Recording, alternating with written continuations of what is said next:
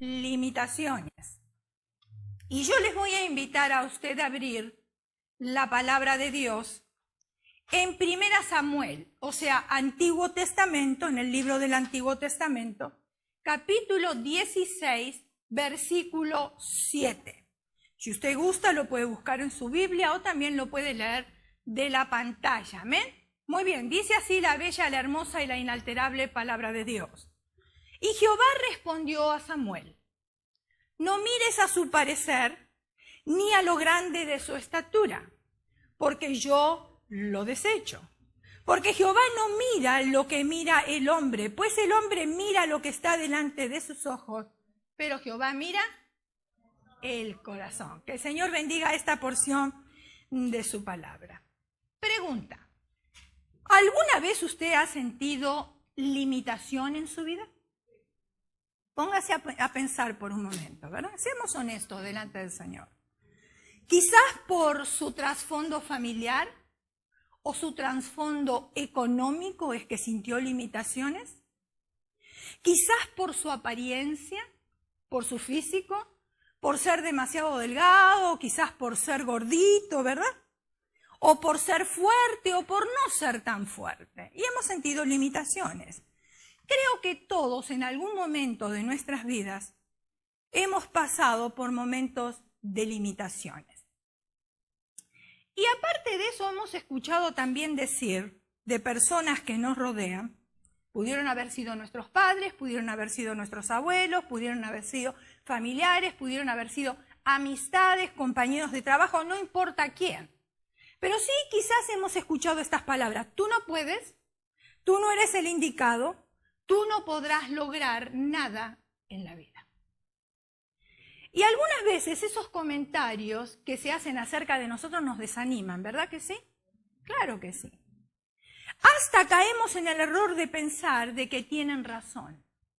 Porque ya hemos tenido un patrón, como un disco rayado, como decimos comúnmente, que se nos repitió tantas veces lo mismo, que entonces nosotros pensamos, bueno, sí, en realidad tienen razón, yo nunca podré lograr nada en la vida. No soy la persona indicada, no tengo el tamaño o no tengo la edad suficiente para lograr ciertas cosas en la vida. Y muchas veces hasta pensamos nosotros que la sabiduría o inclusive la salud para hacer esto, tenemos nosotros limitaciones, como que no podemos nosotros lograr lo que realmente tenemos. Pero muchas veces eso es lo que tenemos que tener cuidado nosotros, porque cuando vemos personas que nacen con este tipo de característica, voy a poner una palabra, casi siempre lo que viene a nuestra mente, lo que pensamos o muchas veces decimos es, quizás su madre o sus padres eran alcohólicos y entonces por eso nació de esta manera. O quizás sus padres eran drogadictos y entonces los llevó a nacer de esta manera. Y mucho más allá todavía nos vamos y decimos, esto tiene que ser una maldición de generación. Lo pensamos y lo decimos. Pero tenemos que tener cuidado cuando hablamos de estas cosas, porque no siempre lo que nosotros pensamos y decimos es la realidad. Si usted prestó atención, por eso le dije al principio que prestara atención a las palabras, él habló de una medicina que le habían dado a su mamá. Y yo les voy a decir cómo se llama y qué características tienen esa medicina y cómo esa medicina produjo que él naciera sin los brazos. No siempre es una maldición, no siempre es el alcoholismo, no siempre es la drogadicción. Hay situaciones muy difíciles en la vida que a veces llevan a personas a nacer de esta manera. Tony mencionó talidomina. Fíjense en cómo nació ese bebé. ¿Qué es la talidomina? Talidomina. Es un fármaco como sedante y como calmante de las náuseas durante los 3 primeros meses de embarazo. Esa talidomina provocó miles de nacimientos caracterizados por la carencia de extremidades. En este caso de Tony, la falta de los brazos. Este hombre pudo vencer las limitaciones a pesar de ese fármaco.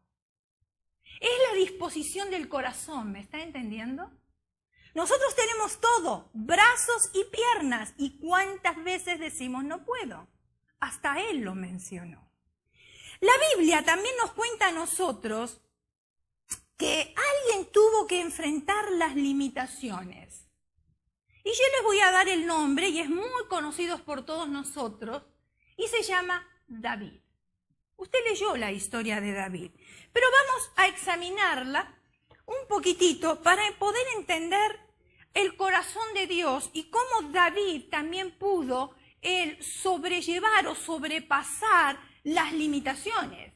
Y si David pudo, nosotros también podemos, porque él era de carne y hueso igual que nosotros, no tenía nada especial, simplemente que amaba a Dios y obedecía a Dios igual que usted, igual que yo. Y sin embargo, él pudo sobrepasar esas limitaciones. Ustedes saben, el Padre lo limitó a David. Fíjense, empezó por ahí, que el Padre lo limitó. ¿Me entendió, verdad? El primero que le puso limitaciones fue el Padre. ¿Quién era el padre de David? Se llamaba Isaí. Aquellos que conocen la historia saben que se llamaba Isaí. Isaí, al saber que Samuel venía a llamar a sus hijos, porque a uno de los hijos de Isaí lo iban a nombrar rey. Si se acuerda la historia, ¿verdad? Entonces, cuando él supo que iban a venir, que Samuel iba a venir para escoger a uno de sus hijos, imagínense la emoción de ese padre. Si usted sabe que a su hijo lo van a escoger rey, me imagino que se va a emocionar, y yo también me emocionaría. Ok. Entonces, y Samuel iba a ungir a uno de sus hijos como escogido de Dios. Ahora mejor todavía. No solamente rey, sino ahora que era un escogido de Dios. Entonces, ¿qué hizo Isaí? Isaí, pensando toda la noche en sus hijos, los reunió a todos al día siguiente porque iba a llegar este profeta, iba a llegar Samuel. Y Samuel iba a ungir a uno de sus hijos como rey. Los reunió a todos, menos a uno, a David, el más pequeño de todos. ¿Dónde estaba David? Esa es la pregunta. ¿Por qué no estaba? ¿Por qué su padre no lo invitó a la fiesta? A esa celebración tan especial. ¿Acaso David no pertenecía a la familia? ¿Por qué el padre lo limitó a él y a los demás no? Isaí quizás pensó que era muy joven. No sabemos, la Biblia no lo dice. Que no sería escogido, tampoco sabemos porque la Biblia no lo dice. Lo que sí sabemos es que no estaba en esa reunión que el padre había organizado. Ahora, podía ser que a lo mejor David, como era el pastor de ovejas, el papá pensó, bueno, él está acostumbrado a pastorear, a estar en el campo, ¿cómo va a ser rey? Puede ser. La Biblia no lo dice tampoco. Ahora, la Biblia no dice la razón exacta, pero por lo que yo entiendo, vamos a ver lo sucedido. Primera Samuel, capítulo 16, dando lectura al versículo 6 al 11, dice de esta manera. Y aconteció que cuando ellos vinieron, ¿quiénes eran ellos? Samuel y los ancianos. Él vio a Eliab y dijo, de cierto, delante de Jehová estás ungido. Y Jehová respondió a Samuel, no mires a su parecer. Ahí está. Ese es el error que nosotros cometemos, porque nosotros juzgamos a las personas por lo que vemos, pero no sabemos lo que hay en el corazón. Y no todo lo que brilla es oro, mis hermanos. Se dice por ahí afuera eso. No todo lo que brilla es oro. Hay personas que parecen súper exitosas y tienen problemas interiores de baja autoestima. No todo lo que brilla es oro. Hay personas que son sencillas y que son sumamente seguras de sí mismas. Hay personas que a lo mejor no tienen estudio, pero ellos se esfuerzan en la vida para lograr y llegar a un lugar. Y hay personas que tienen estudio, pero simplemente lo tienen guardado el título en un cajón, porque no llegan a ningún lugar. Entonces, no miremos a su parecer, sino miremos lo que hay en su corazón. Ahora usted me puede decir a mí, bueno, pero yo ¿cómo puedo verle el corazón? No, usted no me puede ver el corazón a mí, yo tampoco se lo puedo ver a usted. Pero sí una cosa, primeramente la palabra de Dios me dice, por sus frutos los conoceréis. Ya está. No tengo que verle el corazón, tengo que ver sus frutos, y es más que suficiente. Y ahora, ¿cómo yo conozco más su corazón? Porque cuando usted habla conmigo y yo hablo con usted, usted se va a dar cuenta dónde está mi corazón. ¿Está en las riquezas? ¿Está en la vagancia? ¿En qué está mi corazón? Usted se va a dar cuenta enseguida. Y yo también me voy a dar cuenta dónde está su corazón. ¿Dónde lo tiene puesto? Si realmente ama a Dios o no ama a Dios. O ama más las cosas de este mundo. Es sencillo, hermano. Entonces dice de esta manera, no mires a su parecer ni a lo grande de su estatura, porque yo lo desecho. Eso dice Dios. No importa si es bajo, si es alto, si es gordito, si es delgadito, no importa, porque el poder viene de Dios. No viene ni de la estatura, ni del color, ni de la cultura, ni del tamaño del cuerpo. Entonces dice, yo lo desecho, porque Jehová no mira lo que mira el hombre. Pues el hombre mira lo que está delante de sus ojos, pero Jehová mira el corazón. Y especialmente los hombres miran la 90, 60, 90. Y se creen que siempre va a quedar 90, 60, 90.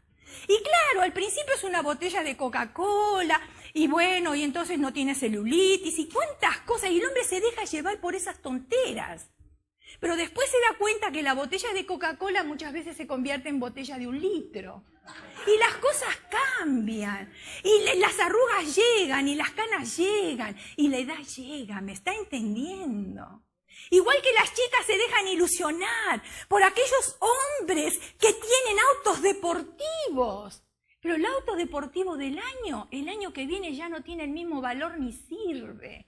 Y tú no sabes si vas a tener dinero o no vas a tener dinero. No mires en el dinero que tiene el joven. Mira el corazón que tiene el joven, porque el dinero él lo puede lograr. Y si hay un joven de 20 años que tiene dinero, no lo hizo él, lo hicieron sus padres o sus abuelos. Y entonces vinieron a tener ahora una herencia. Pero los ojos nos hacen mirar aquellas cosas que son superfluas, aquellas cosas que van a quedar aquí en la tierra y no las cosas del cielo. Y esa es la diferencia con Dios. Dios mira lo que está en el corazón, no cuánto dinero usted tiene en el banco. No le interesa eso a Dios porque Él es el dueño del oro y de la plata. Él no necesita nuestro dinero. Él quiere ver la actitud de nuestro corazón. Continúo leyendo. Versículo 8.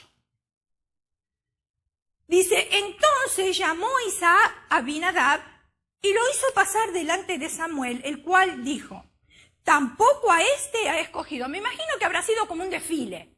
A ver, deja pasar a tu hijo, pasó el mayor, lo miró de arriba para abajo, no siento en mi espíritu que es este. Entonces pasó el segundo, no siento en mi espíritu que es este. Y así fueron todos los hijos. Entonces continúa diciendo, y lo hizo pasar delante de Samuel, el cual dijo, tampoco a este ha escogido Jehová. Hizo luego pasar a Isaí, a Sama, y él dijo, tampoco a este ha elegido Jehová. Y me imagino que el padre ya se estaba entristeciendo, porque él ya estaba seguro que uno de sus hijos iba a ser rey, y ahora ninguno era. ¿Qué estaba pasando aquí? E hizo pasar Isaí 7 hijos, no uno, hermano, 7. 7 hijos suyos delante de Samuel, pero Samuel dijo a Isaí, Jehová no ha elegido a estos. Versículo 11. Entonces dijo Samuel a Isaí, ¿dónde están todos tus hijos? El discernimiento y la sabiduría de Dios. Estás escondiendo a uno. No se lo dijo así, lo digo yo, Pero si le preguntó, ¿dónde están tus hijos? Le está diciendo, ¿dónde está el que estás escondiendo? Muy bien. Dice, y él respondió, queda aún el menor. Por ahí se acordó el padre, atrás en su cerebro, que tenía un hijo menor. ¿Se da cuenta? Dice, queda uno menor que apacienta las ovejas. Como diciendo, bueno, ni es de mucha calidad, pero en fin. Y dijo Samuel a Isaí, envía por él, porque no nos sentaremos a la mesa hasta que él venga. Y venga aquí. David no era el mayor, ni era el más alto, ni siquiera el más fuerte. Era solo un niño que pastoreaba las ovejas. Pero cuando Dios vio a David, No le vio su tamaño, no le vio su fortaleza, le vio su corazón, su integridad. ¿Por qué? Porque Dios no se fija en las apariencias, sino en el corazón. Cuando otros miraban a David, aquel pequeño que pastoreaba las ovejas, solo veían a un pastor, pero cuando Dios lo miraba a David, veía a un rey. Cuando el Señor vio a Tony Meléndez, lo que ustedes vieron aquí, a él no le importó que le faltaban sus brazos, porque él podía usarlo igual. Y ustedes vieron, él recorrió el mundo tocando la guitarra y proclamando el amor de Dios, y con sus pies. O sea, lo que vio fue el corazón de ese hombre, la integridad de ese hombre. Cuando el Señor vio a Nick, ustedes se acuerdan Nick, que le faltan los brazos y le faltan las piernas también. Pero él no miró eso, él miró su corazón. Y cómo ese joven sin brazos y sin piernas, mis hermanos, ha ganado multitudes para Cristo. Ha ganado a jóvenes para Cristo. Ahora usted piense por un momento, usted y yo tenemos los brazos y las piernas. ¿Cuántas personas hemos ganado para Cristo? Porque la Escritura dice que el que gana un alma es ¿qué? Es sabio. ¡Qué sencillo que es! Sin embargo, ellos, con sus limitaciones, ganaron multitudes. Cuando el Señor nos vio a usted y a mí, no vio las limitaciones. A Él le importa el corazón, un corazón entregado. Porque déjeme decirle, usted puede tener mucho dinero en el banco acumulado, pero usted puede ser un avaro para Dios. O no puede tener nada y puede ser bien desprendido para Dios. O sea, Dios mira el corazón. Y muchas veces nosotros mismos o otras personas nos ponemos limitaciones, pero no Dios. El padre de David le puso limitaciones, no el Señor. No solamente el padre de David le puso limitaciones. ¿Saben quiénes les pusieron limitaciones? Sus hermanos. Y empezamos por la familia, por la casa. ¿Usted se dio cuenta? Muy bien. David fue a llevarle la comida a sus hermanos a la guerra, porque estaban en guerra. O sea, el Antiguo Testamento casi se caracteriza porque estaban de guerra en guerra. Y ellos estaban en la guerra, los hermanos, y David va y le lleva la comida. Todavía miren qué gentil, le lleva la comida. Y en eso, él cuando está ahí en el campo de batalla, él escucha que el gran Goliat está desafiando y burlándose de los israelitas, o sea, del pueblo de Israel. Entonces David pregunta a los que estaban con él, ¿qué es lo que dicen que le darán a quien mate a ese filisteo y salve así el honor de Israel? Él quería estar seguro. ¿Qué era lo que iban a hacer con aquel victorioso que iba a derrotar a aquel filisteo incircunciso? Así le decían, ¿verdad? Muy bien. ¿Quién se cree ese filisteo pagano? Dijo David, que se atreve a desafiar al ejército del Dios viviente. Esas son las palabras que él dijo.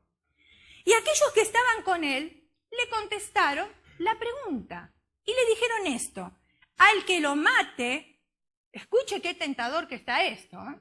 Al que lo mate el rey le va a enriquecer con grandes riquezas. Le iba a dar grandes riquezas. Pero había algo más todavía, no solamente las riquezas, sino le iba a dar su hija. Porque en aquellos tiempos así se acostumbraba, ¿verdad? Le iba a dar su hija y eximiría de tributos. ¡Wow! Tremendo. A la casa de su padre y también en Israel. Eliab, que era el hermano mayor de David, lo oyó hablar con los hombres y se puso furioso. Porque los hermanos estaban celosos, lo habían escogido a él. Un pastor de ovejas, el más pequeño, no tenía fuerza, pero a él lo habían escogido como el rey de Israel. Entonces, dentro de sus celos, escuche bien, observe de qué manera le reclama él a David, 1 Samuel, capítulo 17, versículos 28 y 29, dice: ¿para qué has descendido acá? ¿Y a quién has dejado aquellas pocas ovejas en el desierto? Le está reclamando. Le dice: yo conozco tu soberbia y la malicia de tu corazón, que para ver la batalla has venido. David respondió: ¿qué he hecho yo ahora? ¿No es esto mero hablar? O sea que él aplacó la ira con una palabra blanda, como dice la Escritura. Ahora pensemos por un momento cómo se habrá sentido David, quebrantado y dolido. Porque primero había sido limitaciones de parte del padre, ahora las limitaciones vienen de parte de sus hermanos. Y sus hermanos estaban diciéndole, David, tú para lo único que sirves, para lo único que puedes lograr es cuidar ovejas. Y quizás lo estaban sobreprotegiendo. No sabemos, la Biblia no lo dice. Puede ser que sí, pero de todos modos le decían que él no podía hacer nada y que él no estaba hecho para afrontar una situación como esa. No solo su padre y sus hermanos le pusieron limitaciones, también el rey le puso limitaciones a David. 1 Samuel capítulo 17 versículo 32 al 33 dice, y dijo David a Saúl, no desmaye el corazón de ninguna causa de él, tu siervo irá y peleará contra este filisteo. Dijo Saúl a David, no podrás tú ir contra aquel filisteo para pelear con él, porque tú eres muchacho y él un hombre de guerra desde su juventud. Lo que el rey estaba tratando de decirle a David, ese filisteo es un guerrero de toda la vida, es un gigante, y era verdad eso era verdad. Pero yo creo que él había omitido algo, este rey, que Jehová de los ejércitos estaba apoyando a David, que él lo había escogido, y no importa si había un gigante, pero él le iba a ayudar a derribar a ese gigante. Y una vez más tuvo que escuchar él las limitaciones de parte de otras personas. Cuando nosotros nos congregamos en Church on the Way por un tiempo, nuestros pastores, ellos eran nacidos aquí, americanos, de padres americanos. Pero los padres del pastor, ellos fueron misioneros, y está de hecho que toda su vida fueron misioneros, y ellos sintieron el llamado de misiones a lugares hispanos. Y de esa manera fue como ellos aprendieron el español. Y estuvieron en muchos países hispanos predicando la palabra de Dios. Claro, sus hijos nacieron y ellos tenían que llevar a sus hijos también a los lugares donde ellos iban a ministrar, donde se quedaban un tiempo. Y entonces los hijos aprendieron el español de esa manera. Cuando los hijos crecieron y volvieron acá a los Estados Unidos, porque ellos tenían un cargo en la denominación cuadrangular, los papás, entonces empezaron en las oficinas a estar a cargo de misiones, etcétera, etcétera. El pastor creció y conoció una joven, que después llegó a ser su esposa. La esposa hablaba puramente inglés. Y él le dijo estas palabras, mira, yo tengo un llamado a misiones y eso es lo que quiero ser. Y el llamado que yo tengo a misiones es a países hispanos. Y tú vas a tener que aprender el español si es que realmente te quieres casar conmigo. Él se lo dijo antes de contraer nupcias, que creo que es lo mejor. Entonces ella, no sé si por amor o por el deseo de aprender otro idioma o por servir al Señor, ella aceptó. Entonces empezó a ir a la escuela para aprender español. Y las palabras las pronunciaba, pero horribles, contado por ella. Entonces le decía a la profesora, Shalom, tú nunca vas a hablar español. Tú no tienes habilidad para hablar español. Olvídate, aprende otro idioma menos el español, porque no lo vas a hablar. Tienes limitaciones para hablar el español. Y en una oportunidad la maestra le dijo, bueno, a ver, ustedes, ¿cómo van a formalizar una oración dando gracias? Por ejemplo, si ustedes van a comer a una casa y la señora de la casa hornea bananas, ¿cómo ustedes le van a dar gracias?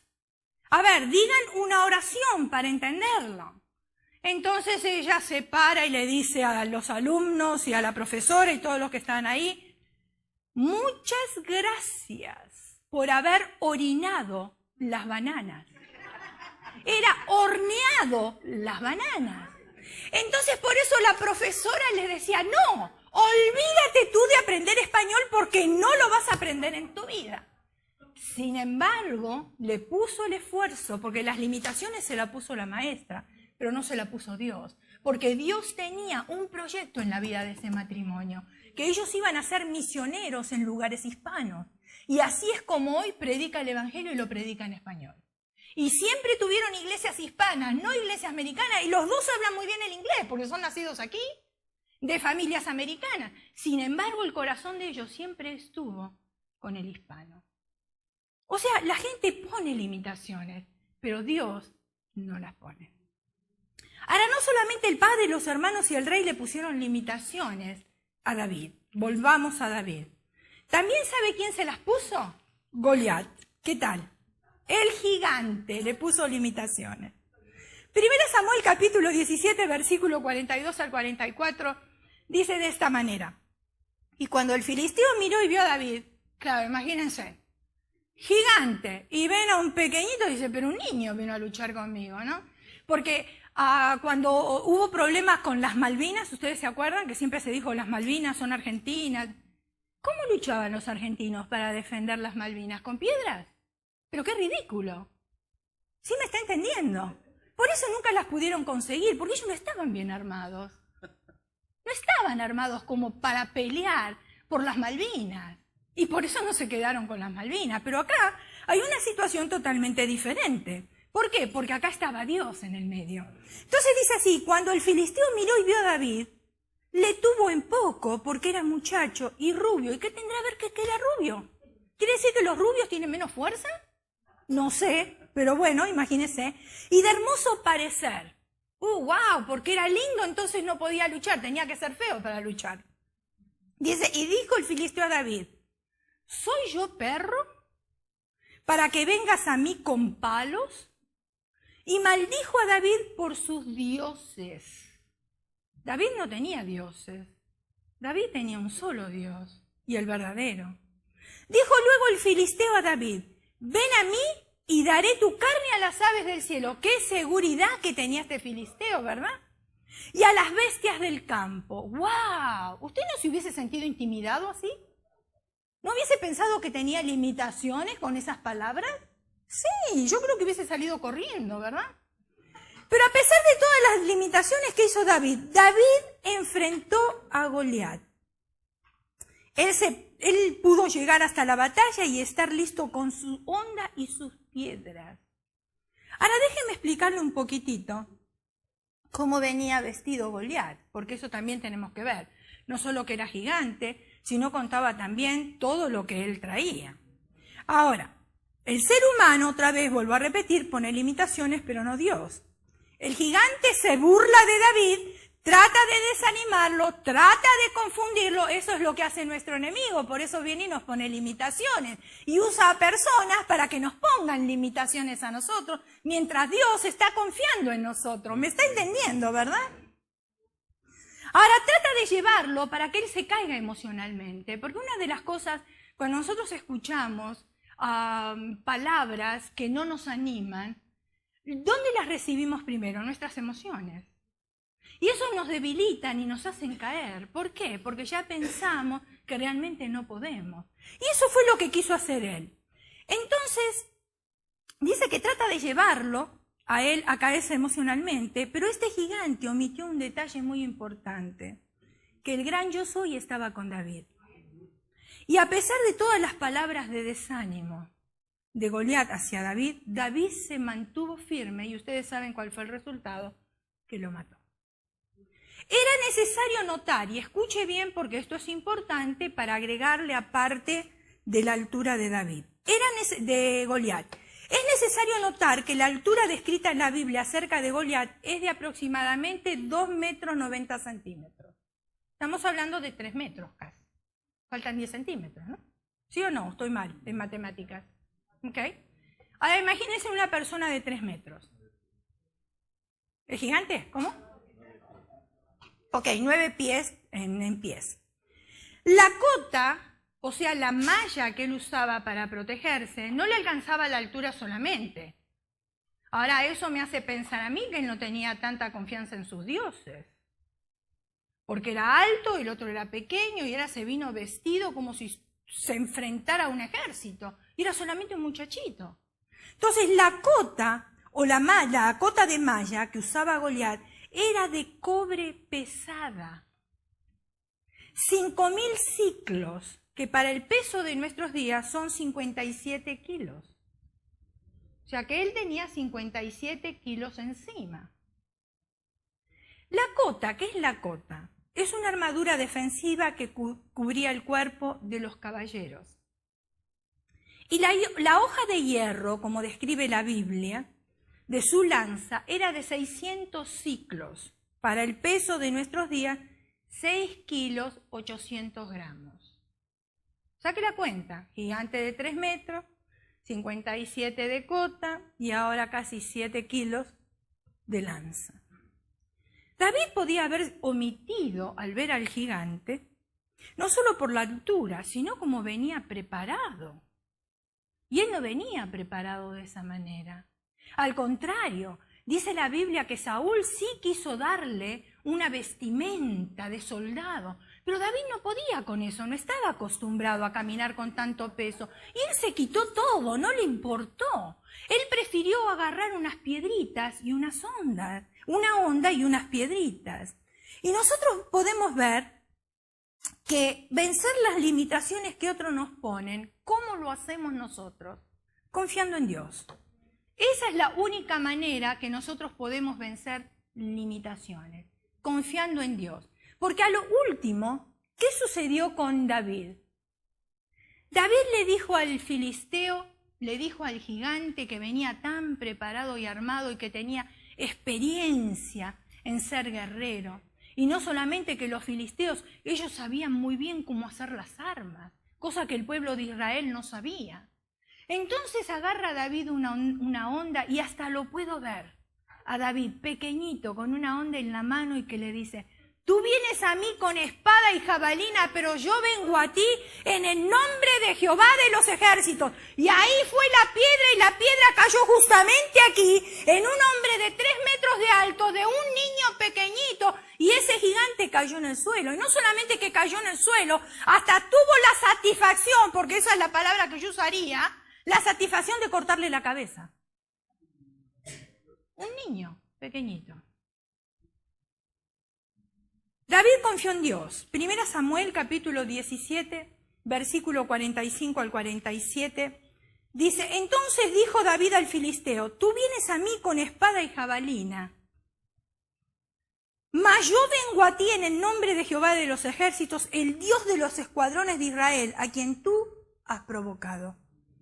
Jehová te entregará hoy en mis manos, y yo te venceré y te cortaré la cabeza, y daré hoy los cuerpos de los filisteos a las aves del cielo y a las bestias de la tierra. Lo mismo que le había dicho Goliat anteriormente. Y toda la tierra sabrá que hay Dios en Israel. Y sabrá toda esta congregación que Jehová no salva con espada y con lanza. Porque de Jehová es la batalla, y Él os entregará en nuestras manos. David confiaba y dependía en el poder de Dios, y él estaba seguro que Dios le iba a dar la victoria. Cuando me pongo a pensar cómo David agarró por fe esa onda, yo no sé muchas veces cuáles son las cosas que nosotros hoy no vamos a agarrar ni una onda ni una piedra, ¿verdad? Para vencer las limitaciones. Porque no es ese el tiempo, no es la circunstancia, no es el caso tampoco. Pero ¿qué tenemos nosotros en nuestras manos para venir en contra de la limitación y decirle lo mismo que dijo David? Tú vienes a mí con argumentos, tú vienes a mí con desánimo, tú vienes a mí con un sinfín de cosas, pero yo tengo un Dios que es mucho más fuerte que esas limitaciones. Y ese es el Dios que a mí me ayudará a salir de estas limitaciones que ustedes me han puesto, pero que Dios no me la puso, porque ustedes me están mirando a mí, el físico, me están mirando mi capacidad, pero Dios mira mi corazón y lo que hay en mi corazón. La Biblia nos dice cientos de palabras de ánimos acerca de quiénes somos en Cristo. ¡Ay, pero esas palabras nos pasan por sobre la cabeza! ¿Por qué? Porque nos detenemos en las limitaciones. Y como eso me duele, en eso estoy pensando todo el día. Y entonces viene el enemigo y todavía enciende más la circunstancias difíciles. Pero ¿qué si yo dejo las limitaciones a un costado, agarro la palabra de Dios, la escudriño y vengo a ver todos esos versículos que a mí me animan y me ayudan para seguir adelante? Y entonces yo con fe, así como hizo David, no levantando ¿cómo era la onda?, sino la Biblia, y decir, tú vienes a mi limitación con espada y jabalina, pero yo vengo a ti en el nombre de Jehová de los ejércitos. Las limitaciones gobiernan sobre nosotros de la única manera si nosotros le permitimos que gobiernen. El enemigo no puede hacer nada en contra de nosotros, hermana. ¿Va a tratar? Sí. ¿Puede hacer? No. ¿Saben cuándo no? Cuando yo no se lo permito. Pero si yo se lo permito, va a hacer estragos en mi vida. Pero si yo no se lo permito y me doy cuenta porque sé escuchar la voz de Dios y la voz del enemigo, y voy a decir, no, esto no es de Dios. Entonces con esto yo voy a luchar. Lo voy a quitar de mi vida. No voy a permitir que venga y haga estragos en mi vida, que haga estragos en mi familia. Por eso muchas veces cuando decimos, ay, pero es que Satanás me tentó. No, Satanás a todos nos tienta. Pero yo le abro la puerta para esa tentación porque me gusta, que es otra cosa. O yo cierro la puerta para que Satanás no haga estragos. Entonces, cuidado cuando hablamos, Satanás me tentó, a todos nos tienta Satanás. ¿Lo tentó el Señor Jesús? ¿Y cómo no nos va a tentar a nosotros? Pero sin embargo, el Señor Jesús sabía cómo contestar. Escrito está, al Señor tu Dios adorarás y a Él solo servirás. Escrito está. Pero para eso tenemos que conocer las Escrituras, hermanos. Creo que el entrenador fue muy sabio en vendarle los ojos, porque eso es lo que sucede, hermanos. Cuando nosotros vemos nuestras limitaciones, nos acobardamos y no queremos seguir. Pero al tener en los ojos vendados y no saber hasta dónde iba a llegar, él pensó que había llegado a los 50 metros y sin embargo llegó a la línea. Y cuando le puso un obstáculo, una limitación en sus espaldas, el entrenador creía que pesaba 50 kilos y a lo último pesaba 75. Y le decía, tú puedes, dame más, dame más, dame más. Y eso es lo que el Señor nos está gritando a usted y a mí en el día de hoy. Tú puedes, dame tu corazón. Tú puedes lograrlo. Deja las limitaciones de lado y sigue avanzando. Eso es lo que el Señor nos está diciendo. No te rinda, avanza, da el corazón, tú puedes. No te des por vencido, dame todo lo que tengas, dame lo mejor, no te rindas. ¿Puedo contar contigo? Eso fue lo que el entrenador le dijo a ese joven. Y ustedes escucharon que cuando empezó a caminar con la limitación en sus hombros, sus compañeros, ¿qué decían? No puede, mejor ríndete, deja.